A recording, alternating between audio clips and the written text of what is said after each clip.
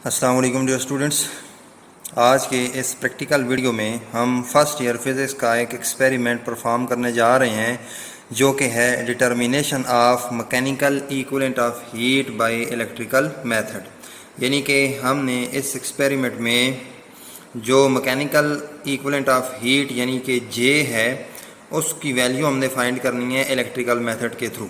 इसके लिए जो हमें अपैरेटस रिक्वायर्ड है उसमें सबसे पहले होगा digital balance, volt meter, thermometer, ammeter, battery, rheostat, calorimeter, key और स्टॉप वॉच। उसके बाद हम इसके कनेक्शन जो डायग्राम है उसकी तरफ आते हैं, देखते हैं कि कनेक्शंस जो हैं वो कैसे किए गए हैं। तो देखें यहाँ पर हमारे पास बैटरी है, बैटरी से कनेक्शंस को देखेंगे तो बैटरी का ये पॉजिटिव टर्मिनल है, ये डायरेक्ट कैलोरी मीटर के एक टर्मिनल के साथ जुड़ा हुआ है। तो यहाँ पर ये देखें, ये बैटरी का पॉजिटिव टर्मिनल है और ये आ रहा है और ये कैलोरी मीटर के इस टर्मिनल के साथ जोड़ दिया गया है।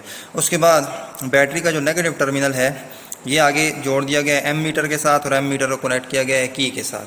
तो बैटरी का जो नेगेटिव टर्मिनल है ये यहाँ से होता हुआ ये एम मीटर के साथ कनेक्ट है और एम मीटर को आगे फिर इस की के साथ कनेक्ट कर दिया गया है। ये देखें ये की।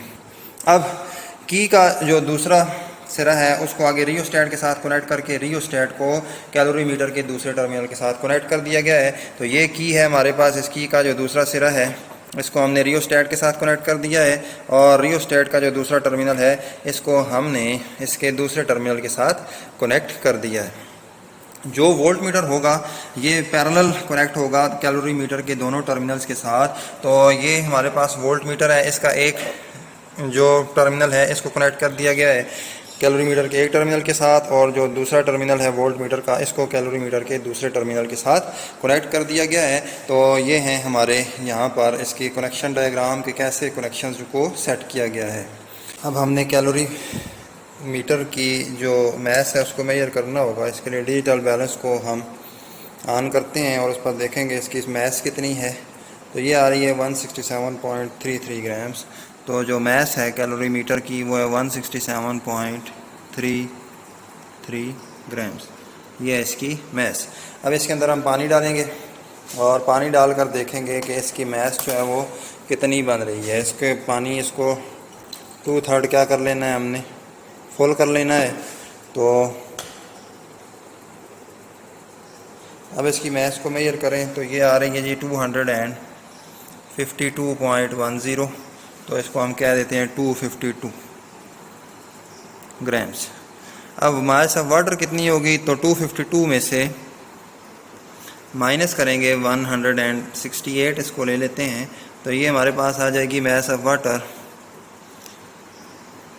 84 ग्राम्स। ये आ जाएगी मैस ऑफ वाटर 84 ग्राम्स।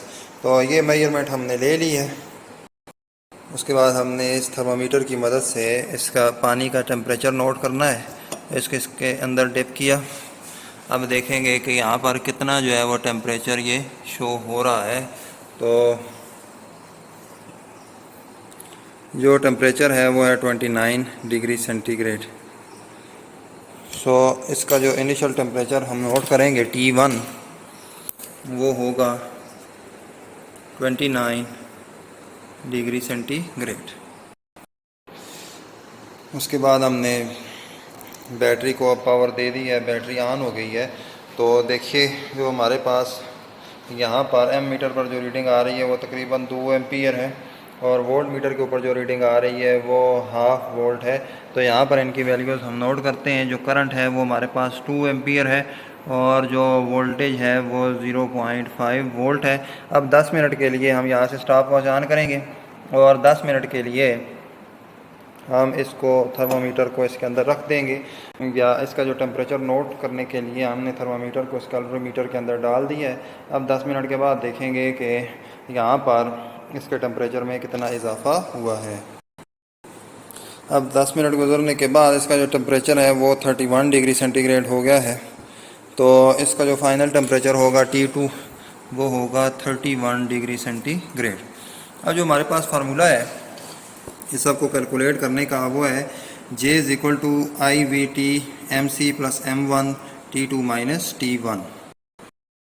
अब इस फार्मूले में हम वैल्यूज पुट करते हैं तो J इज़ इक्वल टू आई है हमारे पास 2 एम्पियर, वोल्टेज 0.5, टाइम हमने 10 मिनट लिए हैं, 600 सेकंड हो जाएंगे। मैथ ऑफ कैलोरीमीटर जो हमने ली हुई है वो है 167, इसको 168 कह देते हैं। इसको मल्टीप्लाई करना है C के साथ जो कि स्पेसिफिक हीट है कैलोरीमीटर की, तो उसकी वैल्यू गिवन है ऑलरेडी, वो है 0.096। इस इनको मल्टीप्लाई करके इनमें ऐड करना है मैस ऑफ वाटर, और मैस ऑफ वाटर जो हमारे पास आई है वो आई है 84 ग्राम्स। और T2 माइनस T1 जो होगा हमारे पास, T2 31 है, T1 29 है, तो 31 माइनस 29 ये क्या हो जाएगा, 2 हो जाएगा।